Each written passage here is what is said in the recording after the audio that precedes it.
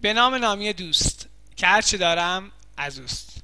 رفقای جان سلام، بازم در خدمتتونم تا با یک کلیپ حل دستگاه دو ماده دو مجهولی رو با هم آموزش ببینیم. قبلش اجازه بدید من یه مطلبی رو خدمتتون عرض کنم. شاید به ذهنتون برسه آقا چرا اصلا باید دستگاه حل کنیم؟ الان خدمتتون عرض میکنم. بله، حق با شماست. شما تو هفتم هشتم خیلی راحت، خیلی شیک و مجلسی میومدید یک مجهول رو با یه معادله حل میکردید. اما دوستان زمانی که دو تا مجهول بیاد وسط زورشون زیاد شده، دیگه با یه معادله نمیتونیم از پسشون بر بیایم. لزوما برای اینکه بتونیم از دو تا مجهول پرده برداری کنیم و به جوابش برسیم نیاز داریم که دو تا معادله داشته باشیم. اینو از من به یادگار داشته باشید که در ریاضی همیشه برای حل مجهولات باید به تعداد مجهولات معادله داشته باشیم. البته میشه بیشتر هم باشه تعداد معادلای ما، که اونو تو دانشگاه به بچه‌ها میگیم اون معادلات زائده، میشه حذفشون کرد. خب فعلا به اون کار نداریم. پس یادمون باشه برای حل دو تا مجهول دو تا معادل نیاز داریم، برای حل سه تا مجهول سه تا معادل نیاز داریم. زور معادل ما باید بهشون بچربه. خب حالا با ما باشید. من اینجا واسهتون چند تا مثال آوردم و میخوام اینا رو حل کنم. حل دستگاه دو معادل دو مجهولی ما به روش حذفیه. اسمش روشه. قرار حذف کنیم. چی رو حذف کنیم؟ قرار بچه یکی از مجهول‌ها رو حذف کنیم و با یک مجهول مثل کاری که تو کلاس هفتم و هشتم می‌کردیم به راحتی جواب یکی از مجهول‌ها رو به دست بیاریم و بعد از اون جواب به دست اومده رو تو یکی از معادلات جایگزین کنیم و جواب مجهول دوم رو هم به دست بیاریم. خب آقا کدوم رو حذف کنیم؟ x رو حذف کنیم یا y؟ هیچ فرقی نداره بچه‌ها، هر کدوم که عشقتون میکشه اونو حذف کنید. اما تو پرانتز یه چیزی بگم بچه‌ها، اونی رو حذف کنید که راحت تر حذف میشن. یعنی چی آقا؟ منظورم اینه قرار بچه‌ها ما این دوتا معادله رو با هم جمع کنیم، معادله بالایی و پایینی رو. خب میدونیم برای اینکه جمع دوتا عدد صفر بشه لزوما باید قرینه هم باشن. یعنی ما برای اینکه x یا y رو حذف کنیم باید ضریب مربوطه رو در معادله بالایی و پایینی قرینه درست کنیم تا جمعشون بشه صفر. پس اگه قرار شد که شما دوستان x رو حذف کنید باید ضریب x در معادله بالا و پایین قرینه هم باشن، و اگر قرار باشه که بعضی از بچه‌ها y رو حذف کنن باید ضریب y در معادله بالا و پایین قرینه هم باشن. خب من اینو میخواستم خدمتتون عرض کنم که اونی که راحت تر قرینه ساخته میشه اونو حذف کنید. خب با این توضیح حالا اجازه بدید من یکی از این مثال‌ها رو حل کنم. دقت کنید لطفاً. در معادله اول بچه‌ها در دستگاه اول ما تو معادله اولش اینجوری داریم x منهای y مساوی با 3، معادله دوم 4x علاوه 2y مساوی با 6. قرار شد کاملا دلخواه یکی از مجهول ها رو حذف کنم. خب اگه نگاه کنید من اینجا میتونم هم ضریب x رو در معادله بالا چون پایینش 4 قرینش میشه -4، بالایی رو در -4 کل معادله ضرب کنم تا ضریب x بشه -4 و قرینه پایینی بشه حذف شه، و یا اینکه ضریب y ها تو معادله بالا -y تو معادله پایین مثبت 2y. پس من میتونم معادله بالا رو در 2 ضرب کنم تا ضریب y بالا و پایین قرینه بشه و حذف. بهتره که این کار کنم، راحت تره و عددمون کوچیک‌تره. اونی که بچه‌ها سهل الوصول تره اونو سعی کنید به دست بیارید و یکی دیگر رو حذف کنید. پس من الان واسه به دست آوردن y رو حذف میکنم که x راحت تر به دست میاد. خب من این معادله بچه در 2 ضرب میکنم. نگاه کنید لطفا. 2 ضرب در x 2x، 2 ضرب در -y -2y، 2 سه تا 6 تا. معادله پایینی رو دست نزدیم پس خودش رو می‌نویسیم. 4x علاوه 2y مساوی با 6.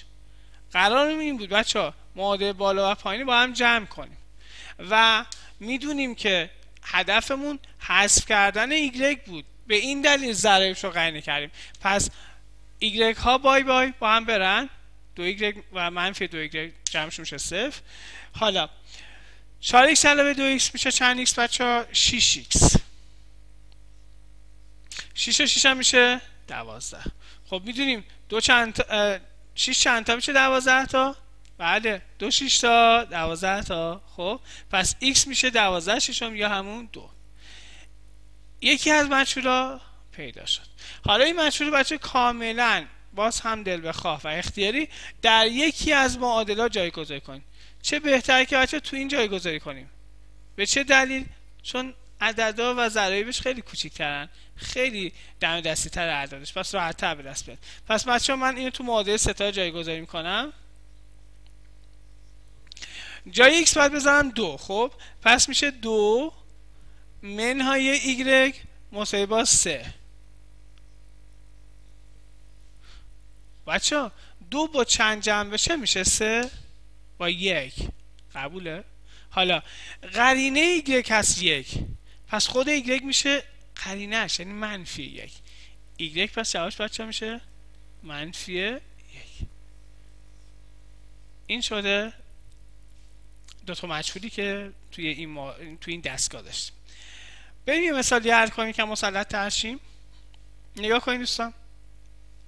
3x منفی 5y مساوی با 1، 2x علاوه 3y مساوی با 7. خب اینجا هم تو که می‌بینید جفت ضرایبشون خیلی دم دستی نیستن، خیلی راحت نمیتونیم قرینه سازی کنیم، ولی من اسم می‌کنم 2 و 3 راحت تر و چون نزدیک‌ترن ضربشون بچه کوچیک‌تر میشه. رو این حساب من پس بیام یه عددهای کوچیک‌تری بسازم. به خاطر همین من میخوام x رو حذف کنم. برای این منظور بچه‌ها من بالاییه رو ضرب در منفی 2 میکنم و پایینیه رو ضرب در بالاییه ضرب در منفی 2 میکنم، پایینیه ضرب در 3 میکنم. به چه دلیل؟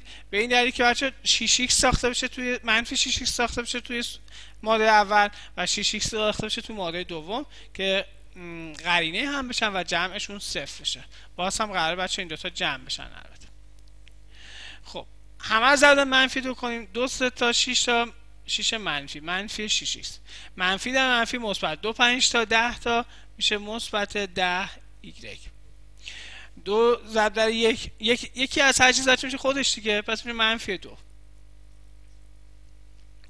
3 برابر کنیم. 3 2 تا 6x 3 3 تا 9y 3 7 تا 21. خب دو تا معادله رو با هم بچه جمع کنیم. خب قرارمون این بود که x حذف شه و دقیقا هم به همین منظور x معادله بالا و پایین بای بای بزن بره. خب جمع کنیم. 10y با 9y میشه چند y؟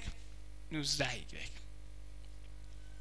21 منهای 2 هم میشه 19y 19y مساوی با 19. خب معلومه دیگه 19 تا یکی میشه 19 تا، پس y شده 1.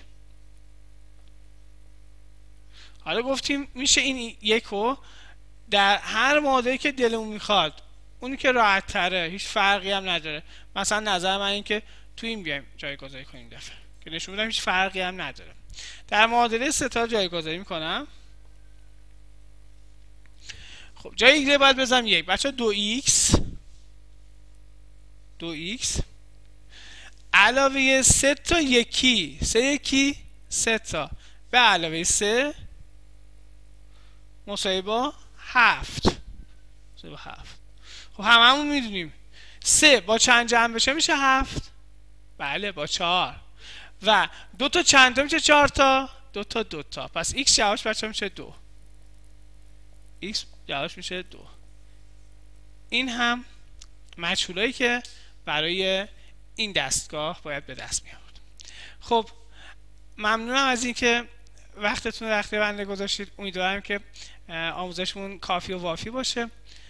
باز هم همچون همیشه همتون رو به خدای بزرگ و متعال می‌سپارم. در پناه خدا.